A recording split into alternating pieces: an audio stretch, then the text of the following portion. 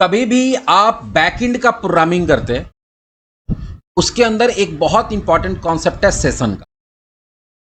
या तो आप मैनुअली कोडिंग करते हैं या नहीं करते हैं, फिर भी सेशन का काम आपके बैकएंड का कोडिंग कर रहे हैं तो उसमें होता ही होता है। सेशन बहुत एक इंपॉर्टेंट कॉन्सेप्ट है। आगे जाके जब हम लोग JWT वगैरह पढ़ेंगे तो बिना सेशन, या फिर अगर आप कभी कोई ऐसा एप्लीकेशन बना रहे हैं जहाँ पे आपका वेबसाइट टेम्प्रोरी कोई डेटा स्टोर कर रहा है फॉर द पर्टिकुलर यूजर, तो वहाँ पे बिना काम नहीं होगा। तो सेशन है। तो सेशन होता क्या है? तो session in web application refer to the mechanism of storing user specific data temporarily on the server side across multiple request. होता क्या है कि जैसे ही आप कोई वेब एप्लीकेशन को हिट करते हैं, कोई भी वेब एप्लीकेशन ओपन किए, चाहे उसका होम पेज खोले या कोई भी पेज, जैसे ही आप कोई भी पेज खोलते हैं किसी वेबसाइट का, तो जो यूजर रिक्वेस्ट किया है हर यूजर के लिए एक सेशन ऑब्जेक्ट क्रिएट होता है। कहाँ पे? सर्वर पे। तो आप सपोज जैसे हम लोग मान लो कि यहाँ पे कोई वेबसाइट खोलते,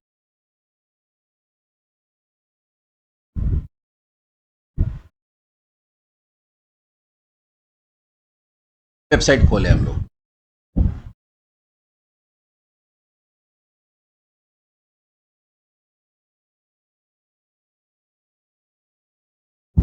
जैसी ये वेबसाइट हम लोग ओपन किए, वेबसाइट खुलते के साथ जो इस पर्टिकुलर वेबसाइट का सर्वर होगा उस पे मेरे लिए एक सेशन ऑब्जेक्ट क्रिएट, और ऐसे ही जितने यूजर इस पर्टिकुलर वेब एप्लीकेशन से कनेक्ट होते हैं, वो कनेक्ट होते के साथ उसका एक session object create.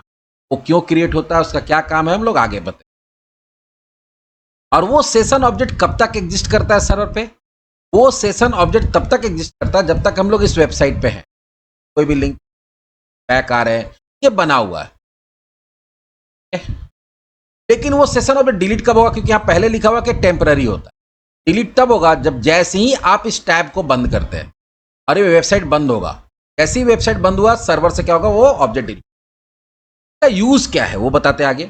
Unlike cookies which are stored on the client side, session data is stored on the server side. देखो, अभी भी यूजर का कोई टेम्पररी डेटा स्टोर करना तो उसका अलग अलग मैकेनिज्म होता है। एक तो होता है कुकीज।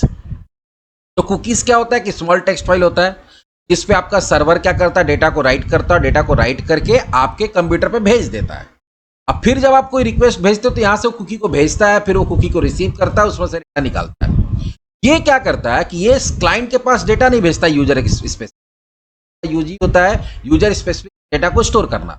तो एक तो कुकी से हो गया, और ये कुकी में स्टोर नहीं करता। ये क्या करता है, ये ऑब्जेक्ट बनाएगा सर्वर पे, डेटा को सर्वर पे ही रखेगा। तो इससे प्रॉब्लम क्या है, सॉरी, इसका बेनिफिट क्या है? इसका बेनिफिट ये है, इसका प्रॉब्लम ये था कि वो डेटा कहाँ चला जाता है? क्लाइंट पे। तो पहले उसको राइट किया जाएगा, फिर क्लाइंट पे भेजा जाएगा, फिर वहां से वो जब क्लाइंट नया रिक्वेस्ट भेजेगा, नया कोई लिंक पे क्लिक करेगा, तो फिर वो रिक्वेस्ट के साथ रिक्वेस्ट हेडर में वो कुकीज आएगा, फिर कुकी में से डेटा निकालेगा, फिर उसको यूज करेगा। मतलब बार बार सर्वर को भेजना पड़ेगा, सॉरी क्लाइंट को भेजना पड़ेगा, और बार बार क्लाइंट से रिसीव करना पड़ेगा, तो थोड़ा स्लो हो जाता है। सेशन डेटा को कहां रखता है? अपने सर्वर पे ही रखता है, इसलिए उसको बार बार भेजने का और रिसीव करने का टेंशन नहीं रहता है। वहां पे अपने पास रखा हो, वहीं से निकालेगा, वहीं से यूज।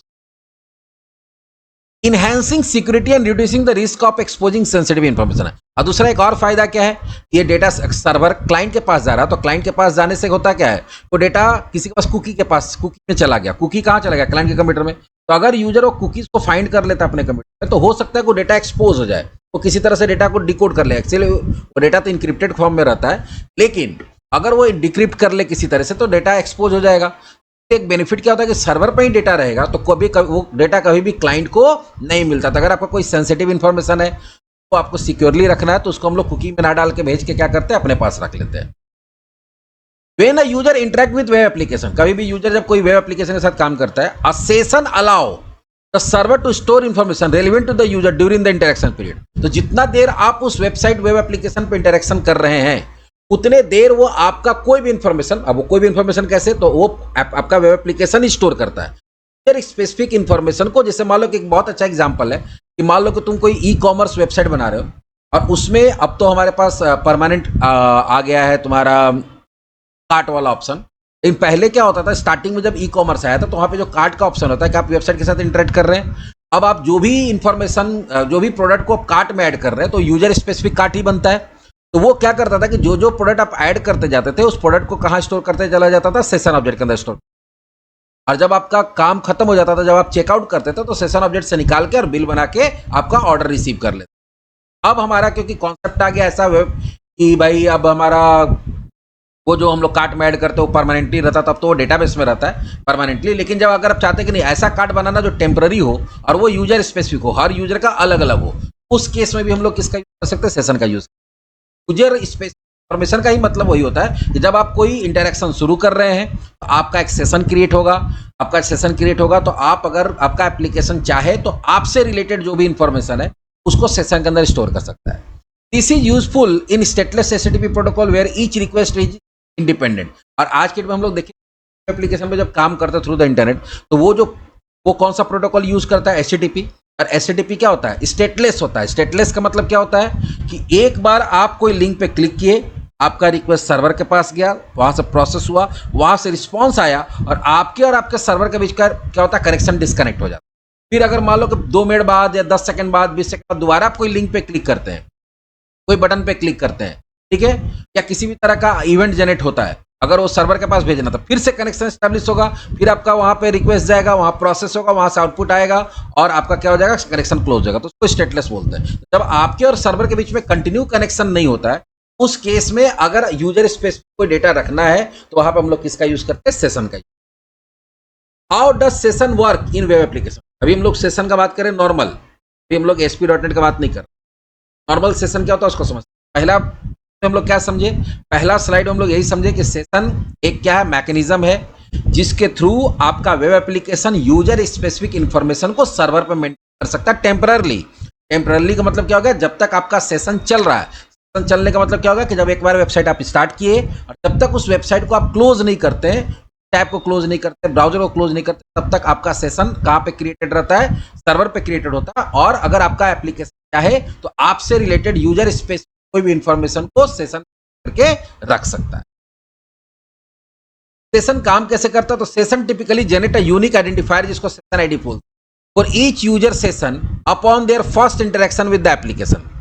जैसे ही आप कोई वेब एप्लीकेशन में फर्स्ट टाइम क्या करते हैं, फर्स्ट टाइम मतलब जब मान लो कि यहाँ पे विषय बताया ना कि अभी हम लोग यहाँ पे ब्राउजर खोले और ब्राउजर खोल के और जैसे ही कोई यूआरएल को हिट किए, जैसे ही कोई यूआरएल को हिट करते हैं तो फर्स्ट टाइम खुला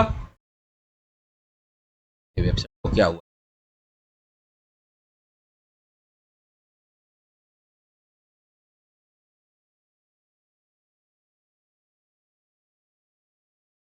जैसे ही हमारा पेज खुला पहला बार, मेरा क्या हुआ होगा, जैसे ही हम इसको हिट किए तो ये कहाँ गया होगा, IRCTC सर्वर पे गया होगा। IRCTC के सर्वर पे जाते ही वो जैसे ही रिक्वेस्ट को रिसीव किया होगा तो वो तुरंत एक हम यूजर को पहचानने के लिए, तो अभी कभी ये सोचे हो कि लाखों यूजर एक पर्टिकुलर वेब एप्लीकेशन पे काम करता है और जो यूजर जिस रिसोर्स के लिए रिक्वेस्ट कर रहा है उसको वही रिसोर्स वापस मिलता है।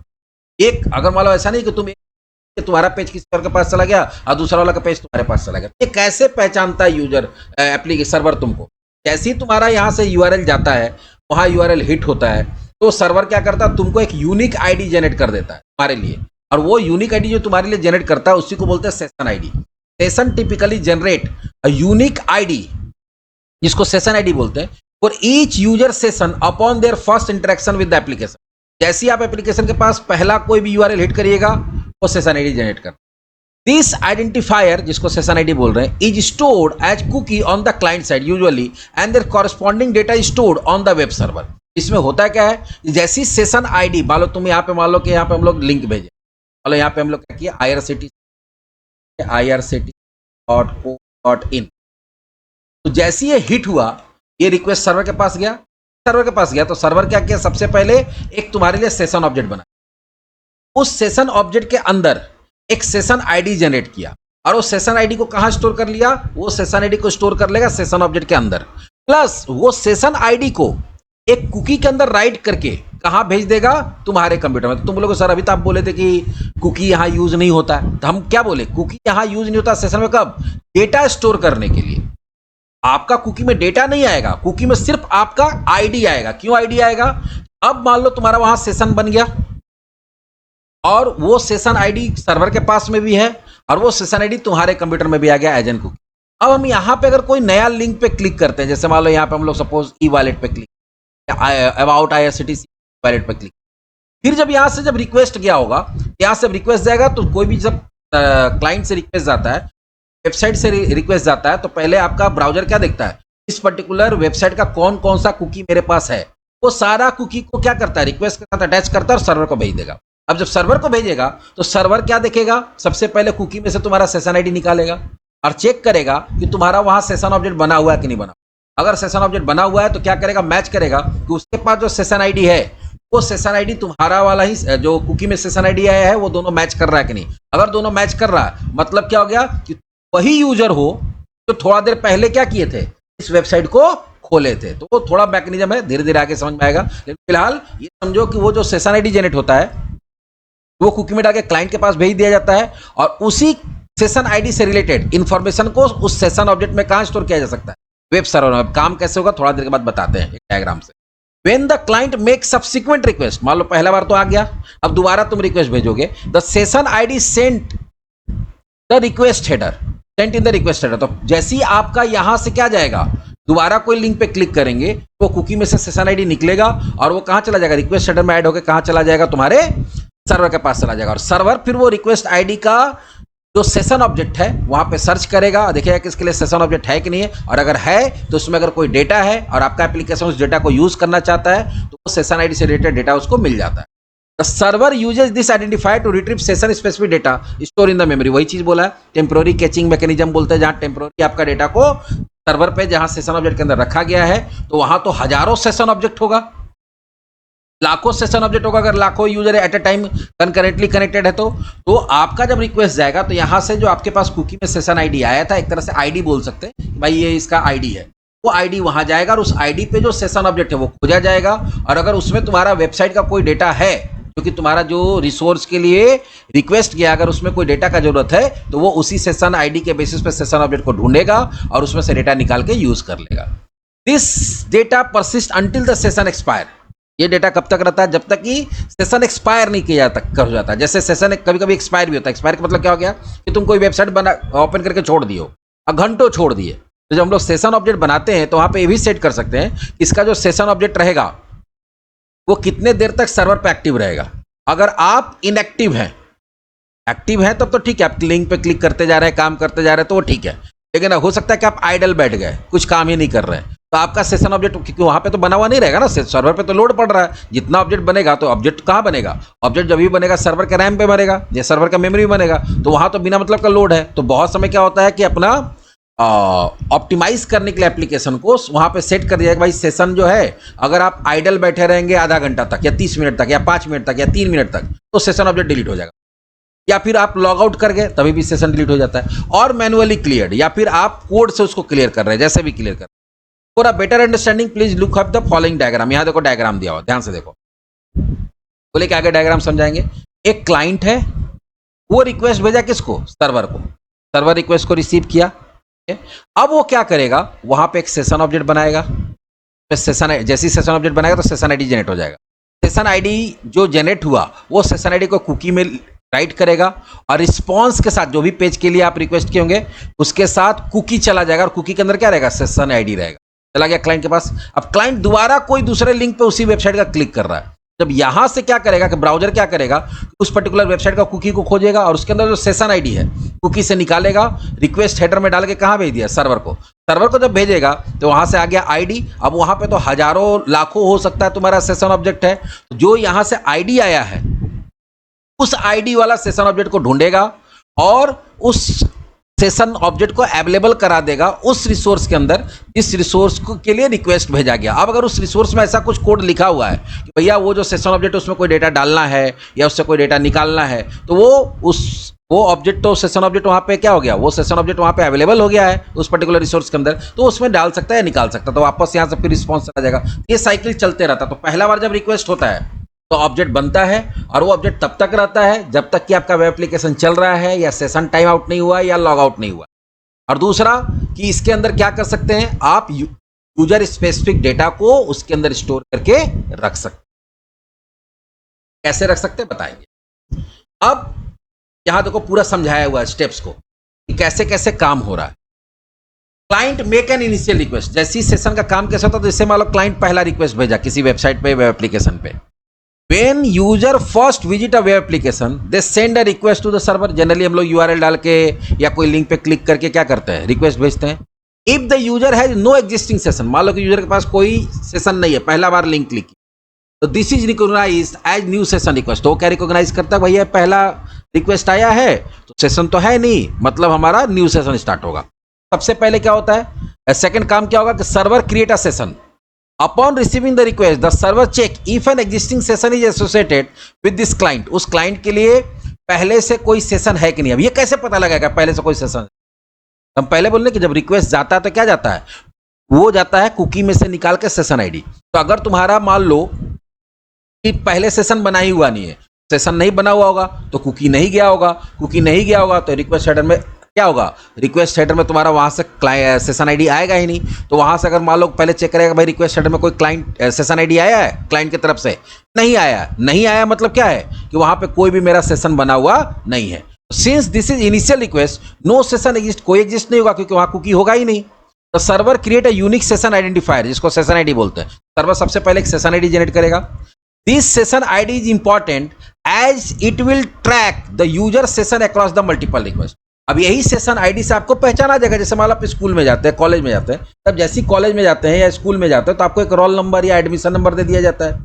आप कॉलेज में जाते हैं, आपको एक रजिस्ट्रेशन नंबर दे दिया जाता है। तो कॉलेज आपके नाम से आपको आइडेंटिफाई नहीं कर रहा, आपको आइडेंटिफाई कर रहा है आपके रोल नंबर या रजिस्ट्रेशन नंबर से। तो वैसे ही वो यूजर जो है वो जो सर्वर है वो हमको मेरे नाम से नहीं जान रहा है, मेरे कंप्यूटर के नाम से नहीं जान रहा है, मेरे आईपी एड्रेस के नाम से नहीं समझ रहा है। वो किससे समझ रहा है, वो जो सेशन आईडी होगा उससे हमको पहचानेगा या मेरे कंप्यूटर को पहचानेगा कि भाई यहाँ पे इस यूजर का पर्टिकुलर सेशन एक चल रहा है। तो सेशन आईडी उसी के थ्रू आपको ट्रैक करेगा। तीसरा, सर्वर स्टोर सेशन डेटा।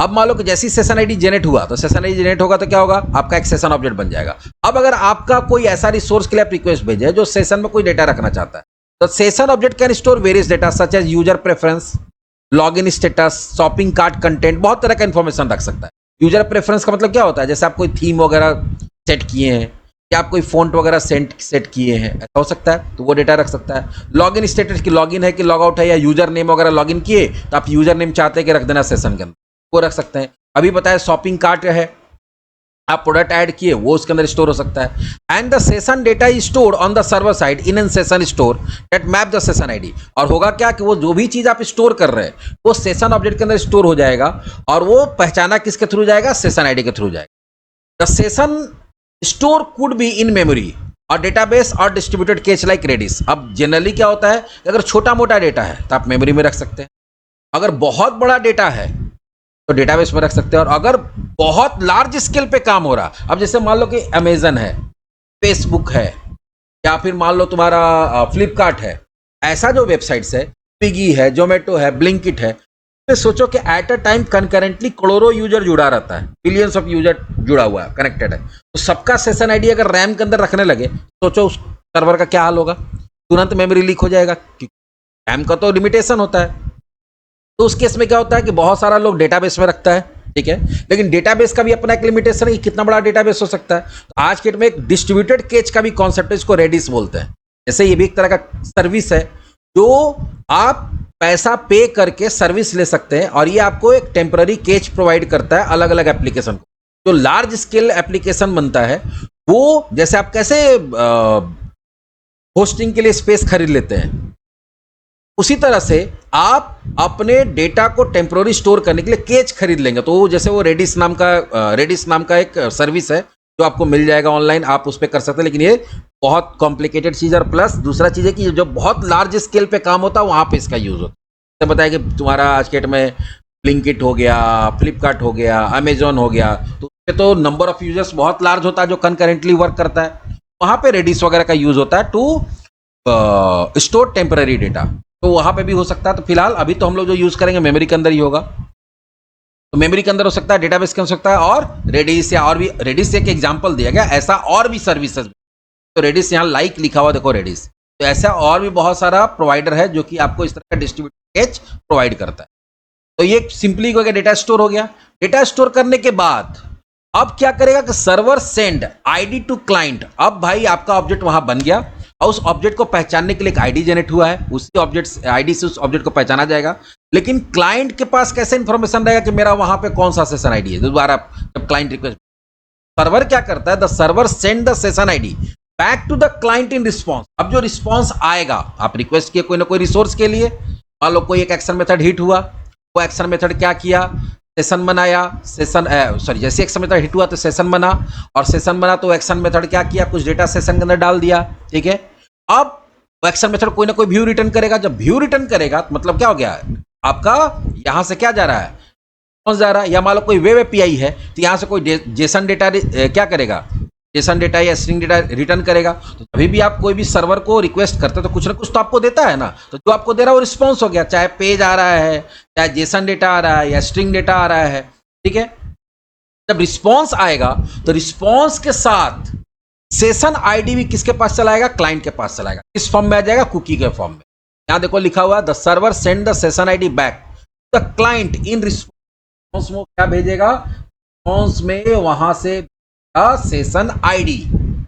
इस is usually done by the setting a cookie in response header. ये कैसे भेजता है, तो वो जब वहां से रिस्पॉन्स आता है तो एक तो रिस्पॉन्स बॉडी होता है, एक रिस्पॉन्स हेडर होता है, तो बेसिक आप लोगों को पता होना चाहिए। रिक्वेस्ट भी जाता है तो रिक्वेस्ट हेडर होता है, रिक्वेस्ट बॉडी होता है। रिक्वेस्ट रिस्पॉन्स हेडर के अंदर क्या होगा, जो एडिशनल इन्फॉर्मेशन आता है वो रिस्पॉन्स हेडर में आता है, और जो पेज आता है वो बॉडी के अंदर आता है। तो एडिशनल इन्फॉर्मेशन में क्या होगा, कुकी जो होगा के अंदर सेशन आईडी डालेगा और हेडर में डाल के भेज देगा, वो आके इंटरनली आपके कंप्यूटर में स्टोर।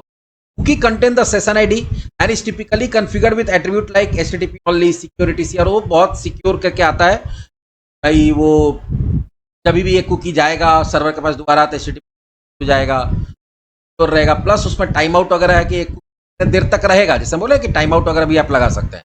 ये कुकी कितने देर तक आइडल, अगर आप हैं तो कितने देर तक रहेगा। अगर आइडल नहीं भी है लेकिन आप चाहते हैं कि 10 मिनट के बाद ये अपने आप को कुकी डिलीट हो जाए, तो वो सब सेटिंग करेंगे, अभी आगे दिखाएंगे।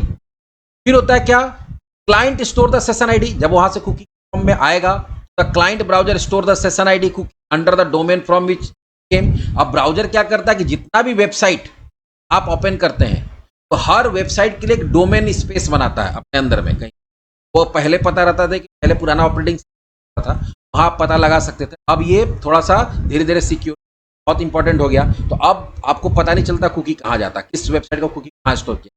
टेम्पोररी अपना मैकेनिज्म है कहीं स्टोर कर, तो हर डोमेन का, हर वेबसाइट का अपना अलग से एक फोल्डर बनता है और उसके अंदर उसका सारा कुकीज। वही लिखा है कि under the domain from which it came. मान लो IRCTC हम खोले तो IRCTC का एक अलग फोल्डर बनेगा और उसका कुकी, जितना भी कुकी आ रहा है वो सारा IRCTC का अलग फोल्डर में रहेगा। अगर आप सपोज वोटर वाला खोल रहे थे, ECI वाला वेबसाइट खोले थे, तो उसके लिए ECI नाम से वेबसाइट बन के, और उसका क्या होगा, अलग से सारा ECI का कुकी स्टोर होगा। The cookie will be sent with every subsequent request to the server, allowing the server to identify the session. अब क्या होगा कि जब भी आप वो पर्टिकुलर डोमेन जिसका कुकी स्टोर है डोमेन फोल्डर के अंदर, आप उस पर्टिकुलर वेबसाइट का या वेब एप्लीकेशन का जब भी कोई दूसरा अगला लिंक पे रिक्वेस्ट भेजते हैं, तो वो क्या करता है, वही फोल्डर में जाता है और वहां पे उसका जितना भी कुकी है, 1 2 3 4 जितना भी है, मल्टीपल कुकीज भी आ सकता है अलग अलग तरह का काम के लिए, वो सारे कुकी को हेडर में क्या करेगा, रिक्वेस्ट हेडर में अटैच करेगा और भेज देगा किसके पास, सर्वर के पास।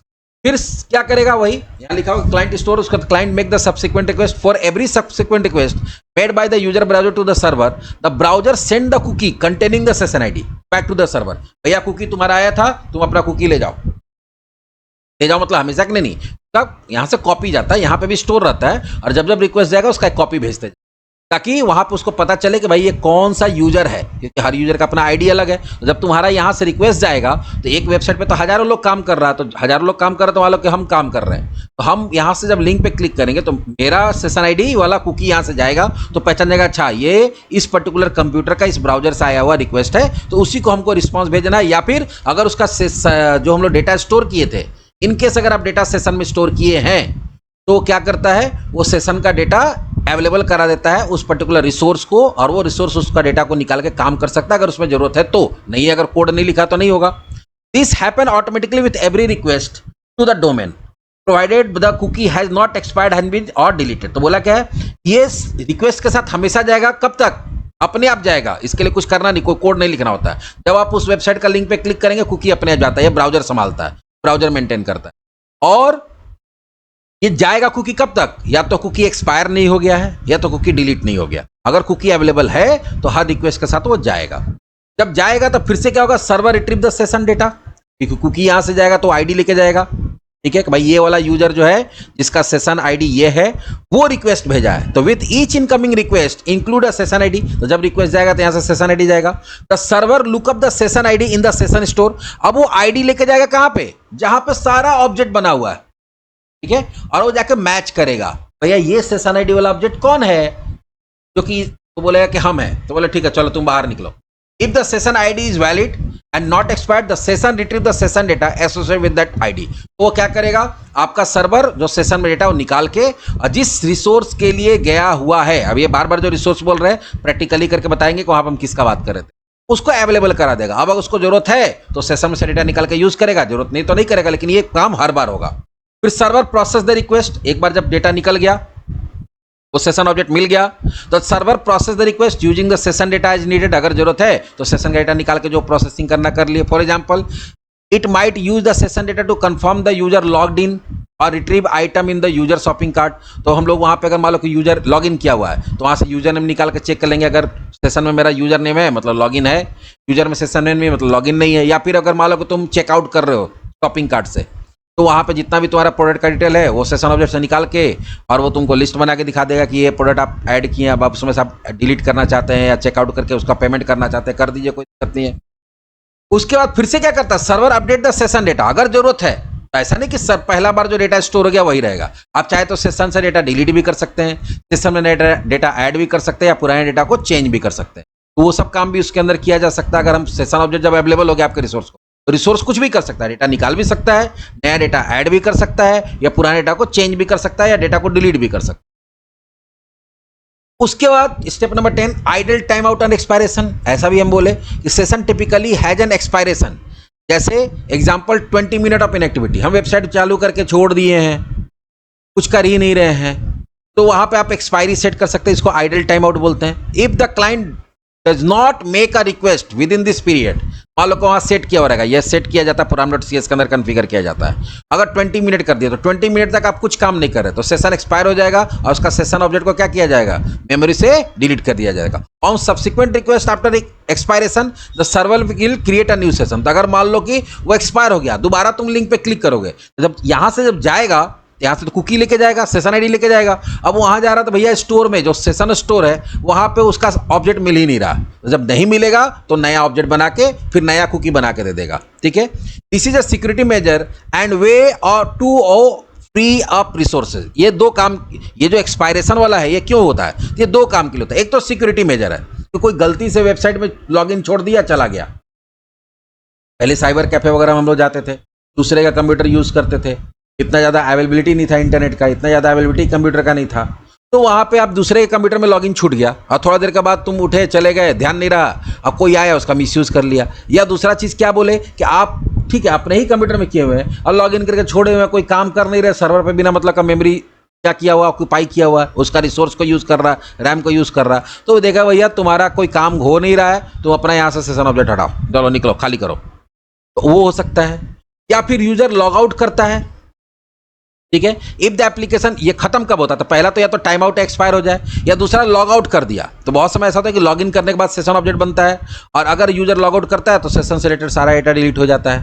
और चौथा हो सकता है सेशन इन, मतलब हम अपने या तो लॉग आउट कर दिए या एक्सपायर हो गया या मैनुअली हम कहीं पे हमको कुकी मिल गया, हम फाइलें डिलीट कर दिए या सेशन एंड कर दिया, सीधा वहाँ पे जाकर ब्राउजर को क्लोज कर दिए, तो सेशन भी एंड हो सकता है। तो ये बहुत सारा प्रोसेस है, तो कोई एक एक करके सारा कुछ बताइए कैसे कैसे काम होता है सेशन में।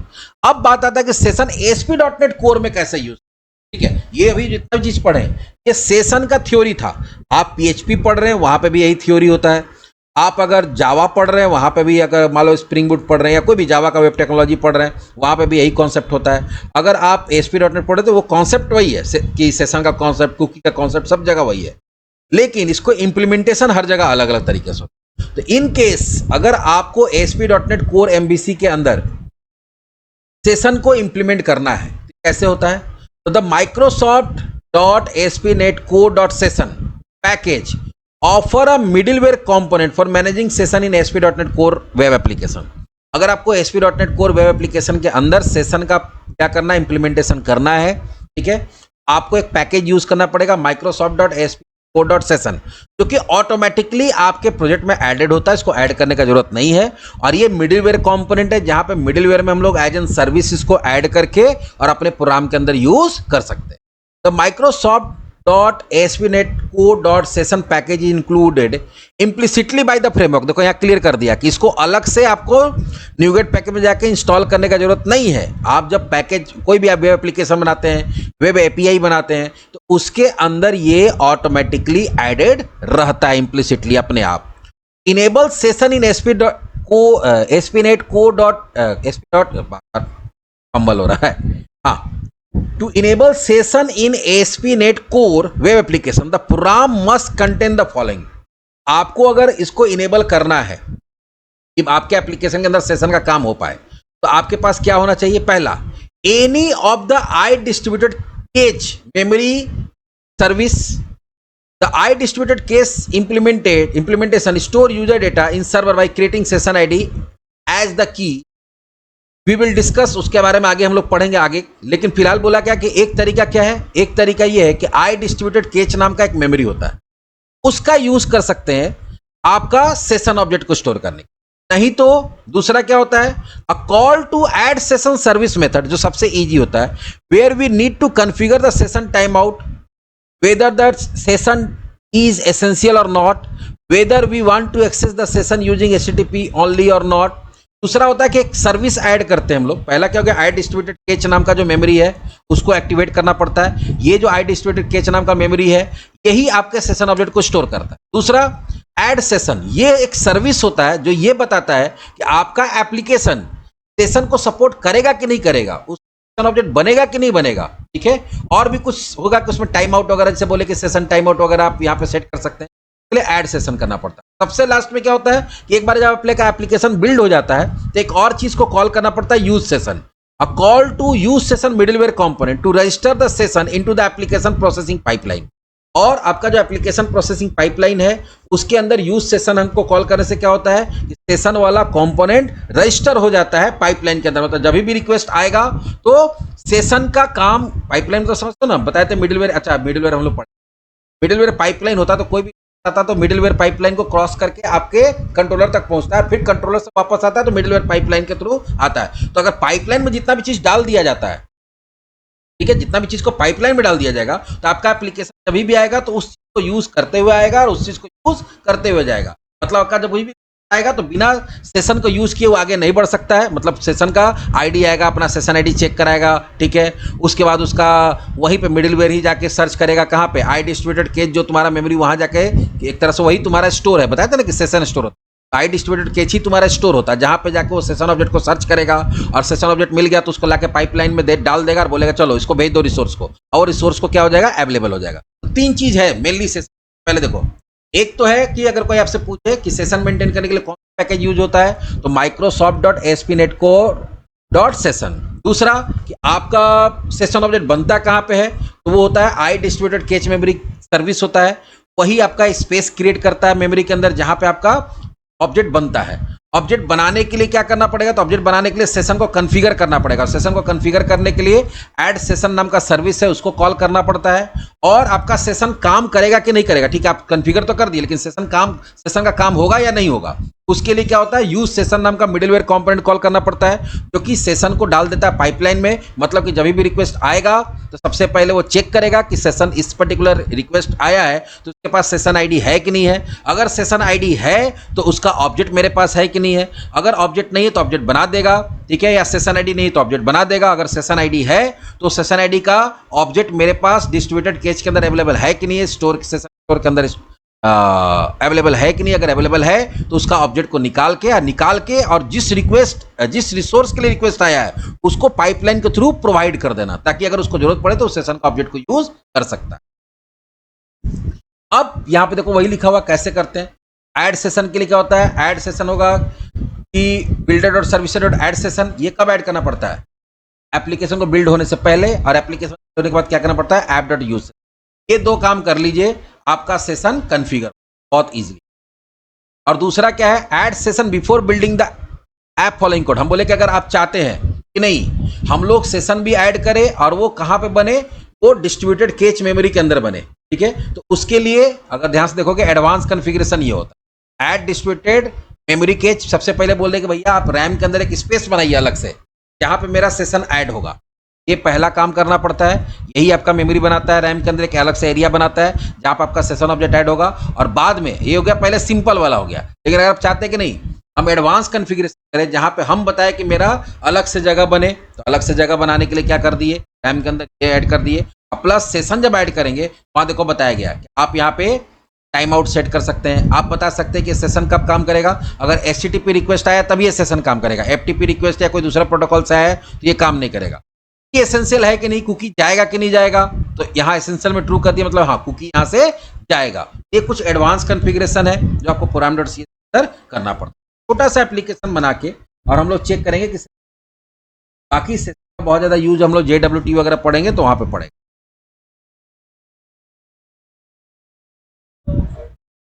मिडिलवेयर program.cs, program.cs ही तुम्हारा मिडिलवेयर बोलता है। अगर कोई पूछे कि where is your middleware in the ASP.NET core project, तो program.cs इज अ मिडिलवेयर, वही मिडिलवेयर है।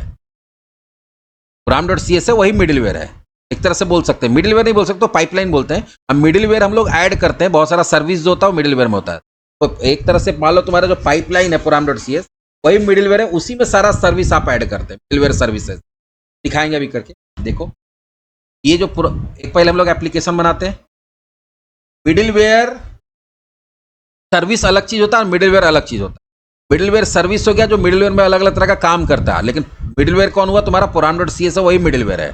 कोई भी रिक्वेस्ट आएगा तो मिडिलवेयर का मतलब क्या होगा, जो बीच में आपके कोई भी रिक्वेस्ट जो आएगा वो आपके रिसोर्स तक पहुंचने से पहले पहले मिडिलवेयर के पास जाएगा, पहले program.cs के पास जाएगा, वहीं से फिर आगे फॉरवर्ड होता है किसके पास, हमारे रिसोर्स के पास। तो हर रिक्वेस्ट पहले program.cs में आता है और उसके बाद फिर आगे जाता है।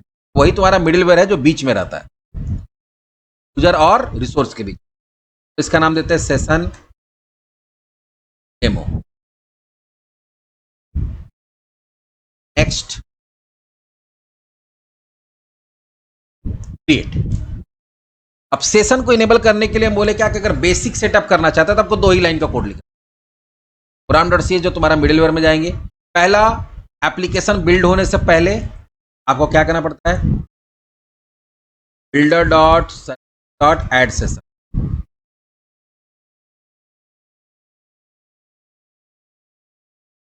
और दूसरा एप्लीकेशन बिल्ड होने के बाद जहां सर्विसेज हम लोग ऐड करते हैं, मिडिलवेयर ऐड करते हैं, तो ये यहां पे देखो ऐप बिल्ड होने के पहले सर्विस ऐड होता है, जो तुम्हारा एक तरह से डिपेंडेंसी इंजेक्शन बोल सकते हैं या जो भी चीज इंजेक्ट करना है। और जो मिडिलवेयर ऐड होता है वो कहाँ ऐड होता है, बिल्ड होने के बाद। जो यूज करते हैं ये एक तरह से जितना भी यूज बताया गया ये सारा का सारा मिडिलवेयर ऐड हो रहा है, मिडिलवेयर सर्विस ऐड हो रहा है। यहाँ पे करना पड़ता है, ये 2 काम कर दिए, सेशन इनेबल हो गया। अभी हम लोग नॉर्मल यूज करके देखते हैं सेशन का यूज कैसे कर सकते हैं। हमारे पास एक चलो यही करते हैं, सबसे होम नाम का कंट्रोलर है, उसके पास इंडेक्स नाम का व्यू है। इंडेक्स नाम का व्यू में हम लोग क्या करते हैं, का व्यू खोल, व्यू टेक्स्ट अपने आप बना रहता है और इसके अंदर एक सिंपल फॉर्म बना देते हैं, ज़्यादा कुछ नहीं, सिंपल सा फॉर्म। H1 डाल देते हैं, डाल देते हैं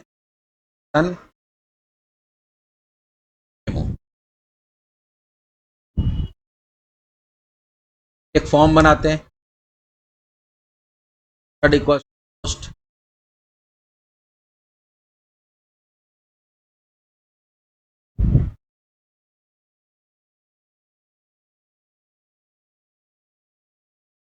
table to form.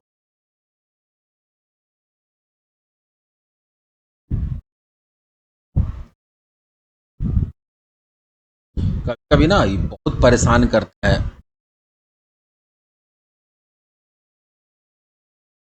Your input type equals to text, class equals to form control, name equals to मान लो यूजर नेम नहीं, नेम इक्वल्स टू एनएम कर दे या नेम ही कर दे। एक बटन डाल देंगे,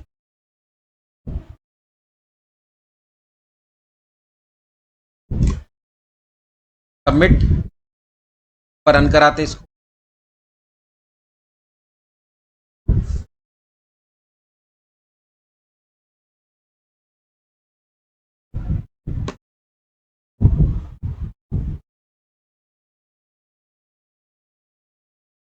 MT2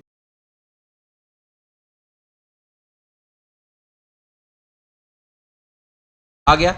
अब तुम क्या चाहते हो कि हम यहां एक नाम डालेंगे, वो नाम मेरा सेशन में ऐड हो जाना चाहिए, सेशन ऑब्जेक्ट के अंदर ऐड हो जाना चाहिए। सेशन ऑब्जेक्ट में ऐड होने से फायदा क्या है, आप अब कोई भी रिसोर्स, जैसे मान लो कि यहां पे हम दूसरा कोई पेज ऐड करेंगे 2-3, और हर पेज के अंदर आप वो नेम क्या हो सकता है, अवेलेबल हो सकता है। आप एक बार डेटा डाल दिए, वो डेटा को सेशन में डाल दिए, तब कोई भी पेज खुल रहा है, कोई भी कंट्रोलर खुल रहा है, कोई भी कंट्रोलर का कोई भी व्यू खुल रहा है, उसके अंदर आप उस डेटा को यूज या तो एक्शन मेथड के अंदर यूज कर सकते हैं, डायरेक्टली व्यू। फिलहाल अभी हम लोग एक्शन मेथड में यूज करेंगे, फिर भी यूज। लेकिन इसका सबमिट करने पे क्या होगा, इंडेक्स का पोस्ट कॉल होगा। चलो इंडेक्स का पोस्ट बना लेते हैं, और यही भाई साहब क्या करेंगे, अब यहां लिखेंगे HTTP पोस्ट पब्लिक आई एक्शन रिजल्ट, और यहां क्या देंगे, इंडेक्स। लेकिन ये क्या लेके आएगा, अभी फिलहाल हम लोग यहाँ पे सीधा प्रॉपर्टी वाला यूज करें, मॉडल तो बनाया नहीं है, और वहां पे नाम क्या दिए हैं, नेम। क्या चेक कर लेंगे कि नेम डेटा आया कि नहीं आया, if name is not equal, अगर name not equal to null है, आपको क्या करना है, अब सेशन में डेटा को ऐड कर देना है। तो सेशन में डेटा को ऐड कैसे करते हैं भाई, सेशन में डेटा ऐड करने के लिए अब देखो यहां पे बताया गया, आपके पास सबसे पहले सेशन का ऑब्जेक्ट निकालना होगा। सेशन का ऑब्जेक्ट कैसे निकालना होगा हम बता देंगे, और उसमें डेटा डालने के लिए, निकालने के लिए आपके पास फंक्शन होता है। डेटा डालने के लिए हमारे पास क्या फंक्शन है, दो फंक्शन, गेट int32 और सेट int32। ठीक है, ये दो तुम्हारे पास क्या है, दो फंक्शन है। अगर गेट int32 है और गेट सेट int32 है और सेट स्ट्रिंग है। सेट int32 तब यूज करते हैं जब आपको न्यूमेरिकल वैल्यू ऐड करना है, इंटीजर वैल्यू ऐड करना है, और अगर आपको स्ट्रिंग वैल्यू ऐड करना तो सेट स्ट्रिंग। निकालने के लिए गेट, जिसमें जो नाम दिए यहां पे देखो, डालते समय तुमको नेम देना पड़ेगा और क्या देना पड़ेगा, वैल्यू देना पड़ेगा। निकालते समय एक है गेट, गेट से क्या होगा, आपका यहां पे नाम देंगे, retrieve a value from the session as a byte array if the key does not exist it eternal. तो यहां पे जो डालेंगे, देखो यहां पे की डालते हैं और यहां पे वैल्यू डालते हैं, यहां पे की देंगे, लेकिन ये डेटा जब भी रिटर्न करेगा तो ये बाइट एरे के फॉर्म में रिटर्न करेगा। डेटा भले तुम्हारा इंटीजर है, स्ट्रिंग है, लेकिन रिटर्न करेगा बाइट के एरे में। लेकिन अगर तुम चाहते हो कि नहीं हम स्ट्रिंग में डाले तो हमको स्ट्रिंग में मिले, हम इंटीजर में डाले तो हमको इंटीजर में ही मिले, इसके लिए क्या करना पड़ता है, गेट int32 देंगे और की देंगे। तो अगर ये तुम्हारा इंटीजर वैल्यू ऐड करते समय यहाँ जो की दिए हैं वो की यहाँ पे देंगे, तो यहाँ पे जो वैल्यू दिया गया है वो वैल्यू आपको मिल जाएगा। स्ट्रिंग ऐड करते समय यहाँ पे की दिए, वो की यहाँ पे देंगे जगह पे, और जो वैल्यू आप यहाँ दिए वो वैल्यू आपको स्ट्रिंग के फॉर्म में मिल जाए। और अगर वही केस में अगर वो की नहीं मिलता है या वो वैल्यू सेशन के अंदर नहीं मिलता है तो क्या देता है, नल देता है। अब डेटा निकालते कैसे, चलो देखते हैं। डेटा निकालने के लिए आपको यूज करना पड़ता है, एक क्लास होता है HTTP कॉन्टेक्स्ट, कॉन्टेक्स्ट होता है, कंटेंट डॉट सेशन। अब HTTP कॉन्टेक्स्ट क्या है, HTTP कॉन्टेक्स्ट एक ऐसा क्लास है जो आपका एप्लीकेशन के इन्वायरमेंट को रिप्रेजेंट करता है, मतलब जहां पे वो रन कर रहा है, जो मेमोरी है उसको रिप्रेजेंट कर रहा है। और हम क्या बोल रहे हैं कि उसके अंदर सेशंस नाम का एक कलेक्शन होगा, यहाँ पे सारा सेशन ऑब्जेक्ट होगा, डॉट। अब उस सेशन में आपको क्या करना है, गेट, गेट नेम को तो सेट करना ना, सेट स्ट्रिंग। सेट स्ट्रिंग में सबसे पहले क्या देंगे, एक की, किस नाम से वो डेटा को रखना चाहते हो, तो नेम के नाम। किसको रखना चाहते हैं, नेम को रखना। जो नाम आप डाल के भेजे हैं, ध्यान दो, जो नेम आप डाल के भेजे हैं उसको हम लोग क्या बोल रहे हैं, तो हमारा HTTP का कॉन्टेक्स्ट है dot session, session object access करने के लिए ये लिखना पड़ता है। उसमें एक स्ट्रिंग सेट कर दीजिए, किस नाम से, नेम के नाम से। तो जब भी ये की हो गया और उसका वैल्यू क्या हो गया, जो वहां पे फॉर्म से आया है। ये होने के बाद आप क्या करिए, रिडायरेक्ट कर दीजिए, रिडायरेक्ट रिडायरेक्ट टू एक्सेस।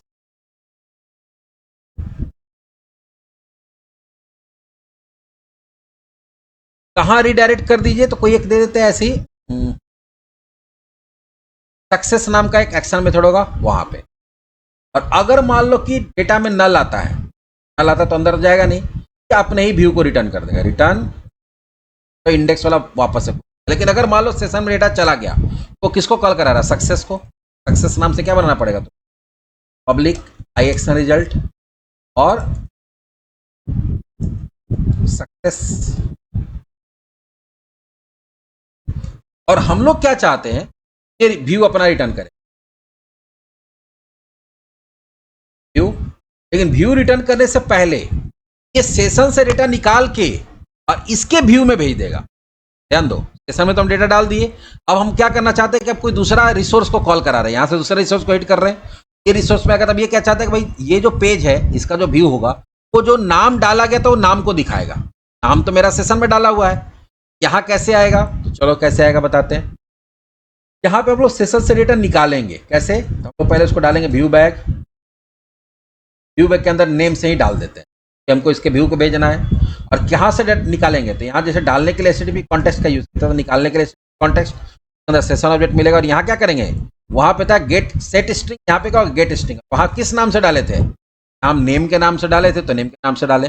यहाँ पे सेशन में जाके डेटा स्टोर हुआ, फिर जब दूसरा रिक्वेस्ट हम लोग भेज रहे हैं तो ये कॉल होगा और ये क्या करेगा, सेशन से डेटा निकाल के व्यू बैग में डाल दिया और अपने व्यू को भेज दिया। व्यू ऐड करते हैं, right click, add view,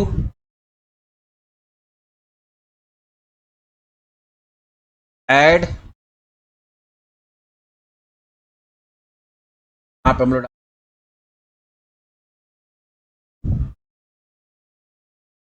success dot C S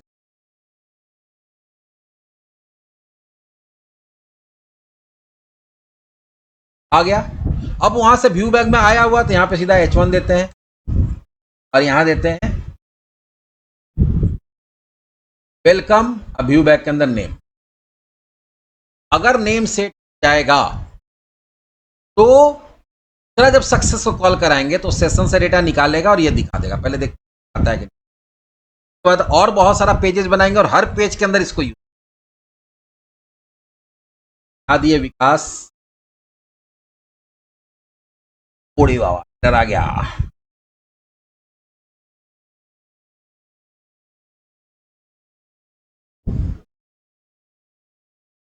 टेक्सिंग,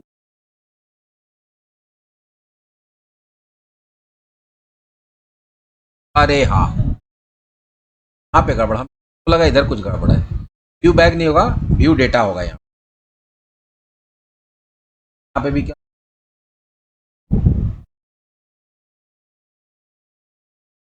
वहां प्रॉपर्टी के फॉर्म में फिर ऐड करना डॉट करके,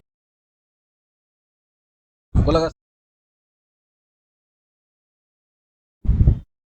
यहाँ पे जब सक्सेस को कॉल किया तो यहाँ विकास कुमार मिला, लेकिन विकास कुमार को सक्सेस को विकास कुमार कहाँ से मिला, सक्सेस को विकास कुमार मिला सेशन में से।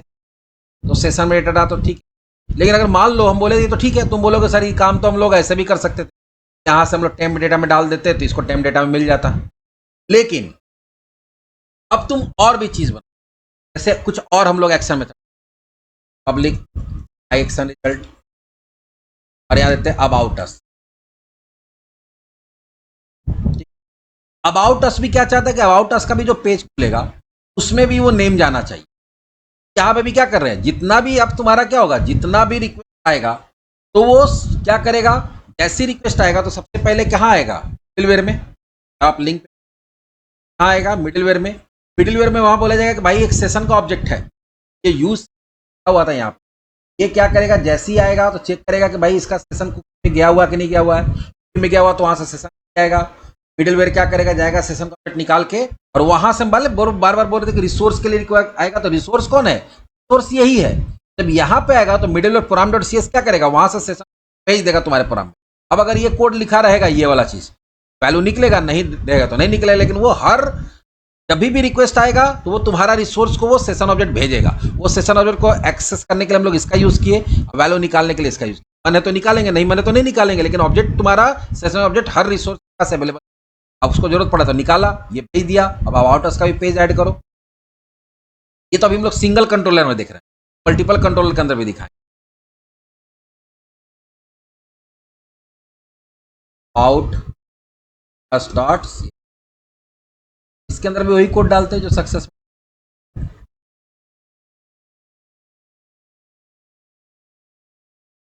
आउट अस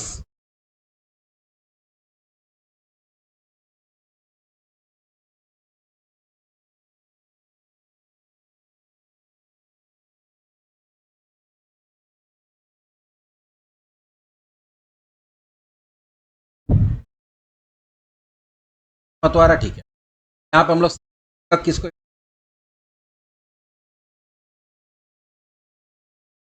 आउट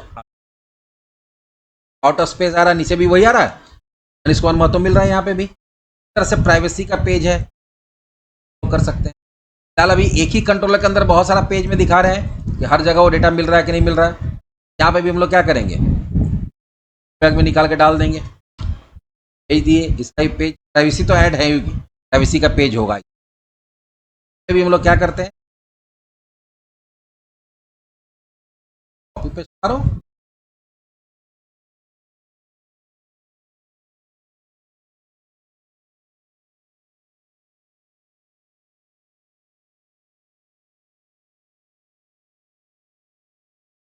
दीपक आया, प्राइवेसी में जाओ, देखो यहाँ भी दीपक आ रहा है। अबाउट अस में जाओ, अभी दीपक। ये सारा का सारा क्या था, इसी कंट्रोलर में। और जब तक देखो सेशन रहेगा, तब तक तुम जब जब तुम कोई भी लिंक को करोगे, होम में चले जाओ, सक्सेस में चले जाओ,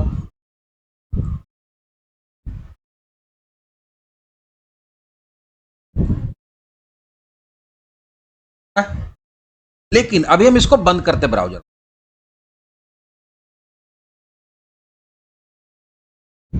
ब्राउजर बंद किए, वापस से रन, और हम डायरेक्टली यहां सक्सेस अब आउटर्स देते हैं। देखो वेलकम, वेलकम के बाद नाम आ रहा है, नहीं आ रहा है। क्यों नहीं आ रहा है, कि जैसे ही सेशन खत्म हुआ, मेमोरी से क्या हो गया, सेशन ऑब्जेक्ट उड़ गया। मेमोरी से अंदर सेशन ऑब्जेक्ट उड़ गया, तो आप कोई भी लिंक पे क्लिक करिए, कोई भी पेज को हिट करिए, वहां पे वो डेटा मिलेगा ही नहीं, क्योंकि जब वहां से रिक्वेस्ट आ रहा है, तो क्या हो रहा है, सेशन पहला बार जब रिक्वेस्ट किया हम लोग, तो वहां नया सेशन ऑब्जेक्ट बन गया। नया सेशन ऑब्जेक्ट में अभी तक डेटा हम लोग डाले ही नहीं है, जाएगा कब, जब जाएगा यहां से डालेंगे तब ना। तो सेशन ऑब्जेक्ट बन गया है, सेशन ऑब्जेक्ट रिसोर्स को मिल भी रहा है, लेकिन जब ये जा रहा है यहाँ पे क्या, ये निकालने के लिए जा रहा है तुम्हारा HTTP contact gate string name, तो नेम मिल ही नहीं रहा, तो इसमें क्या जा रहा है, नल आ जा रहा है। क्या जा रहा है, नल आ जा रहा है, इसलिए वहां पे तुमको कुछ दिख रहा है। जब जब जा रहा था नल आ रहा है, लेकिन हम इसको रन करा लिया और यहाँ नाम डाल दो, फिर से नाम डाल देंगे, डेटा सेट हो जाए, तो नया सेशन ऑब्जेक्ट बना, अब ये हर जगह मिलेगा। अब हम लोग देखते हैं कि सिर्फ इसी कंट्रोलर में मिलता है, किसी दूसरे कंट्रोलर में भी मिलता है। चलो देखते हैं क्या कंट्रोलर ऐड करते हैं। नाम देते हैं डेमो कंट्रोलर।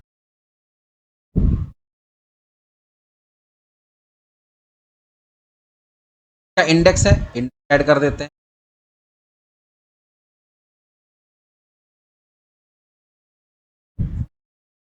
और डेमो कंट्रोलर भी क्या करेगा, वही काम करेगा। बैग डेटा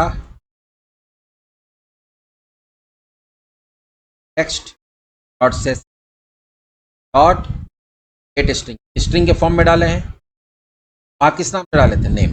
ये भी भाई साहब क्या किए, उसी सेशन से डेटा मांगे और अपने व्यू को भेज, और इनका व्यू भी क्या कर रहा है, वो लोग कर रहा है।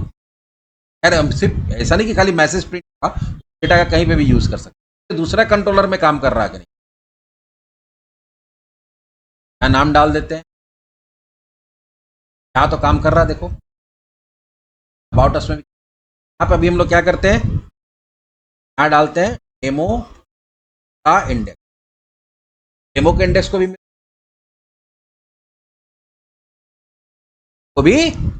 मिल गया। तो ऐसे इसका और भी कोई एक्शन मेथड होगा, उसको भी मिलेगा।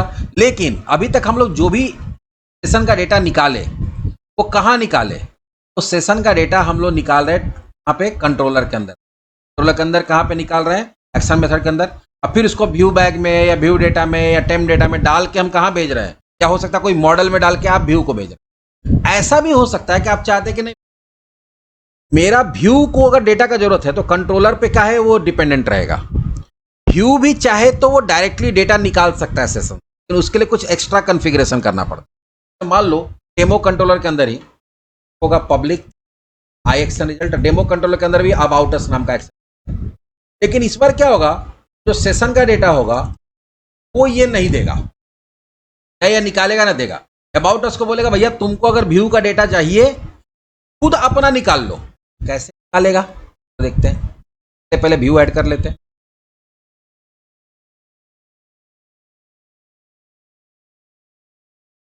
अगर किसी व्यू के अंदर आप डायरेक्टली चाहते हैं कि सेशन का डेटा निकाल ले, उसके लिए देखो यहां पे क्या करना पड़ता है। उसके लिए यहां पे जो कॉन्टेक्स्ट है वो कॉन्टेक्स्ट का ऑब्जेक्ट अवेलेबल कराना पड़ेगा। कि देखो ऑब्जेक्ट किसके थ्रू आ रहा है, ऑब्जेक्ट तो आ रहा है कॉन्टेक्स्ट के थ्रू। आप समझो ऑब्जेक्ट कैसे आ रहा है, कॉन्टेक्स्ट के थ्रू। तो कॉन्टेक्स्ट का ऑब्जेक्ट को आपको व्यू के अंदर अवेलेबल कराना पड़ेगा, और उसके लिए आपको डिपेंडेंसी इंजेक्शन यूज करना पड़ेगा। puran.cs से आपको क्या करना पड़ेगा, एक एक्सेसर नाम का ऑब्जेक्ट होता है, उस एक्सेसर ऑब्जेक्ट को क्या करना पड़ेगा, तुमको DI कंटेनर के अंदर अवेलेबल कराना होगा, और वो DI कंटेनर के अंदर एक्सेसर जो है वो डाल दिया जाएगा। तो एक्सेसर ऑब्जेक्ट के थ्रू कॉन्टेक्स्ट निकाला जा सकता है, और कॉन्टेक्स्ट के थ्रू फिर सेशन निकाला जा सकता है। puran.cs के अंदर एक एक्स्ट्रा लाइन आपको ऐड करना पड़ेगा, सर्विस ऐड करना पड़ेगा। ऐप बिल्ड होने से बिल्डर और सर्विसेज डॉट ऐड सिंगल बार के लिए करना चाहते हैं। और यहां पे क्या होता है, ISTP कॉन्टेक्स्ट एक्सेसर, और उसके साथ का क्लास, ये तो इंटरफेस हो, और उसका क्लास भी देना पड़ता है STP कॉन्टेक्स्ट। अगर आपका देखो कभी भी व्यू के अंदर कॉन्टेक्स्ट को एक्सेस करना चाहते हैं, देखो कॉन्टेक्स्ट जो होता है तुम्हारा कंट्रोलर के अंदर अपने आप अवेलेबल होता है, लेकिन अगर व्यू के अंदर आप एक्सेस करना चाहते हैं तो व्यू के अंदर एक्सेस करने के लिए उसको डिपेंडेंसी इंजेक्शन के थ्रू वहां पे एक्सेस कर सकता है। डिपेंडेंसी इंजेक्शन के लिए जानते हैं कि कोई भी चीज को अगर आपको डिपेंडेंसी इंजेक्शन के थ्रू कहीं पे यूज करना है तो उसको तुमको ऐड करना पड़ता है DI कंटेनर के अंदर। और DI कंटेनर के अंदर कौन सा क्लास हम लोग को ऐड करना पड़ा, HTTP कॉन्टेक्स्ट एक्सेस, क्योंकि ये एक ऐसा ऑब्जेक्ट है जिसके थ्रू तुम कॉन्टेक्स्ट को एक्सेस कर सकते हो, और कॉन्टेक्स्ट तक पहुंच गए तो फिर सेशन तक पहुंच जाओगे, सेशन में पहुंच गए तो वहां पे तुमको वैल्यू भी मिल जाएगा। तो अगर आप व्यू के अंदर यूज करना चाहते हो तो ये एक लाइन आपको एक्स्ट्रा ऐड करना पड़ेगा। ये करने के बाद अब उस व्यू के अंदर आएंगे, आप इसको एक्सेस कर, अब आपको उसको इंजेक्ट करना पड़ेगा। हम लोग पढ़ेंगे कोई भी व्यू में अगर आपको कोई भी इस सर्विस को इंजेक्ट करना है, यहाँ पे इंजेक्ट नाम का एक क्या होता है, इंजेक्ट नाम का एक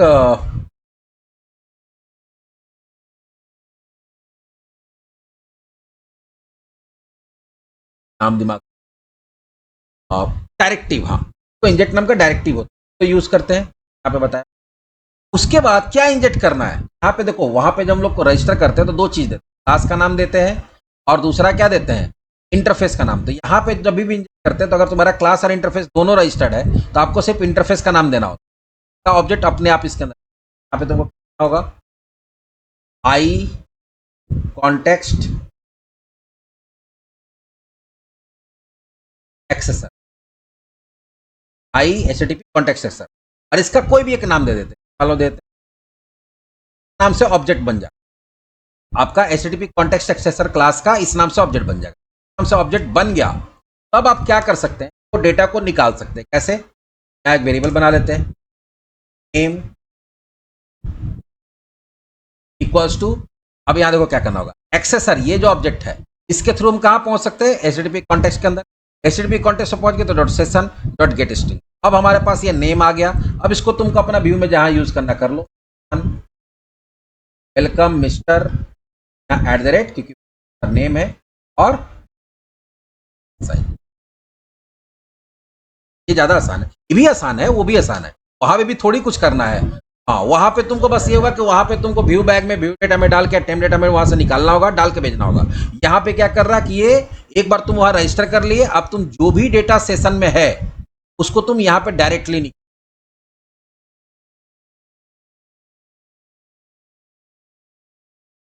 कर लो।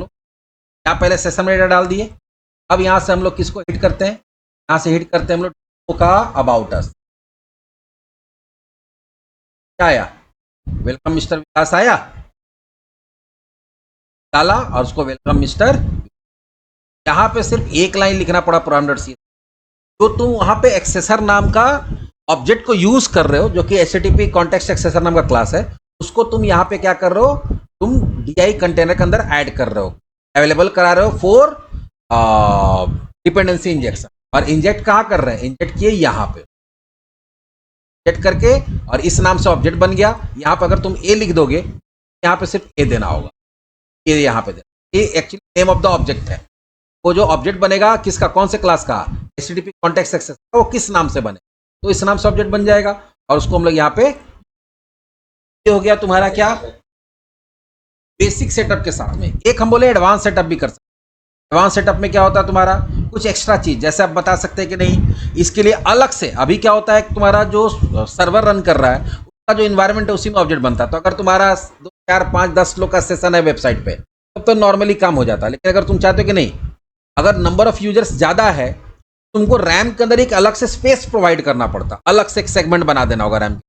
वो बनाने के लिए क्या होता है कि भाई नॉर्मल जहां पे मेमोरी है आपका एप्लीकेशन सर्वर का, वहां पे ना बना के एक अलग से स्पेस बिल्डर और सर्विसेज और ऐड डिस्ट्रीब्यूटेड मेमोरी कैच करना पड़ता है। इससे क्या होता है, एक अलग से मेमोरी, तो तुम्हारा सेशन थोड़ा फास्ट काम करता है। एडवांस सेटअप में पहला क्या है, यहाँ पे जो हम लोग program dot C S add session लिखे, पहले क्या करेंगे, dot service dot I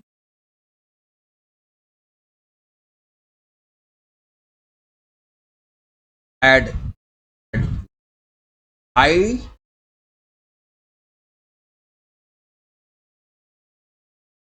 I नहीं है, ऐड डिस्ट्रीब्यूट,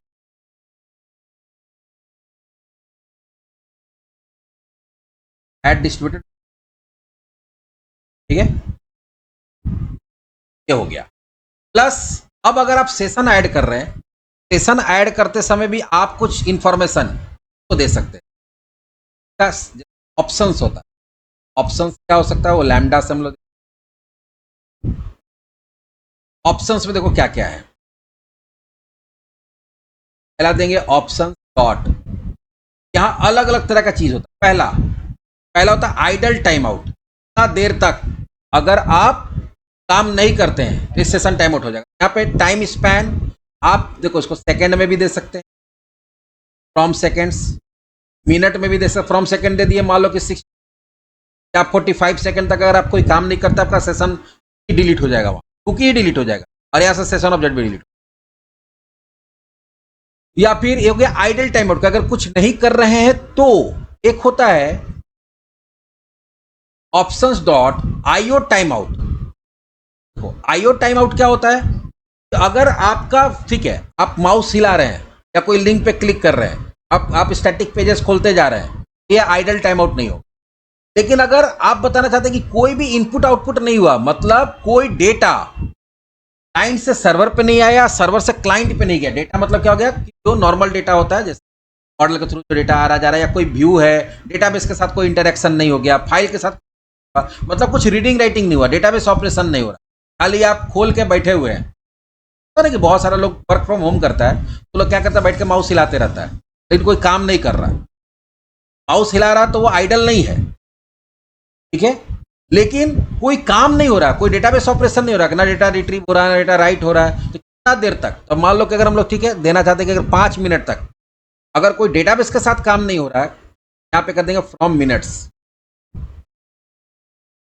और यहाँ दे दिए 5। पहला तो सेकंड में है कि आइडल अगर 45 सेकंड या 90 सेकंड, अगर 1.5 मिनट तक अगर आप आइडल बैठे हुए कुछ नहीं कर रहे हैं, तब अगर इनपुट आउटपुट 5 मिनट तक नहीं हो रहा है, तो आपका सेशन टाइम आउट हो जाएगा। इस तरह से एसेंशियल है कि नहीं है, डॉट एसेंशियल है। रिक्वेस्ट जब सेशन का काम कब होगा, जब हम चाहते हैं कि HTTP रिक्वेस्ट आएगा तभी होगा। Options dot cookie dot HTTP, तो वहां से जब HTTP का तभी ये कुकी आएगा। ये कुकी के लिए सेटिंग बता रहे हैं, जो कुकी बन के यहां से जाएगा। इसका नाम वगैरह भी डाल सकते हैं, नाम से बाय डिफॉल्ट अपने नाम से कुकी बनाते हैं, आप चाहे तो कुकी का नाम भी आप दे सकते हैं, यहाँ देते हैं माई कुकी। अगर आपको नॉर्मल सेटिंग करना है, ऑप्शन करते हैं, कुकी से सेटिंग करना तो इससे बहुत सारा इंफॉर्मेशन यहाँ पे आप एडिशनली बता सकते थे, तब एडवांस सेटिंग, टाइम आउट बता दिए, इससे रिलेटेड इन्फॉर्मेशन काम वही करेगा फिलहाल। लेकिन अगर 1.5 मिनट तक अगर आप आइडल रहेंगे, आपका सेशन टाइम आउट। सबमिट कर दिए, देखो प्राइवेसी में आ रहा है, थोड़ा देर छोड़ के देखते हैं, 1.5 मिनट टाइम आउट हो रहा है।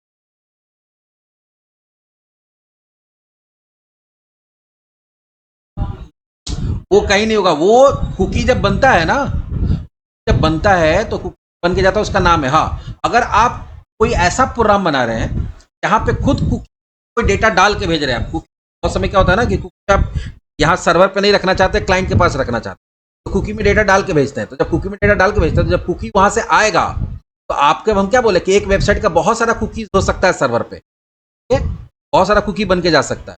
तुमको अगर कोई पर्टिकुलर कुकी वहां से जो आ रहा है उसमें से अगर कोई डेटा तुम डाल के भेजो, उसको निकालना है, कुकी को फाइंड करने के लिए, उसको रिकॉग्नाइज करने के लिए इस नेम का यूज होता है। फिलहाल अभी हमको बताना था इसलिए बता दी, लेकिन इस प्रोग्राम के अंदर का कोई यूज नहीं है। बात समझो, अभी क्या बोले कि अगर एक एप्लीकेशन है, वेब एप्लीकेशन, तो क्लाइंट के पास बहुत सारा कुकी भेज सकता है। अब हो सकता है कि उसमें से कोई ऐसा कुकी है तो कोई तुम डेटा डाल के भेजे, सेशन में डेटा ना रख के कुकी में डेटा डाल के भेज दी, तो मान लो कि जब वहां से रिक्वेस्ट आएगा, तो सारा कुकीज आ जाएगा उस वेबसाइट।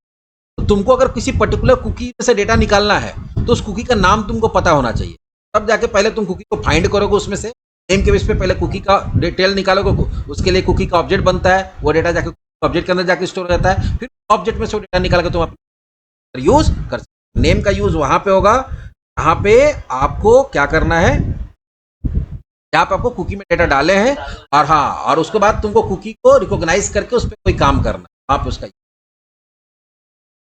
हो गया।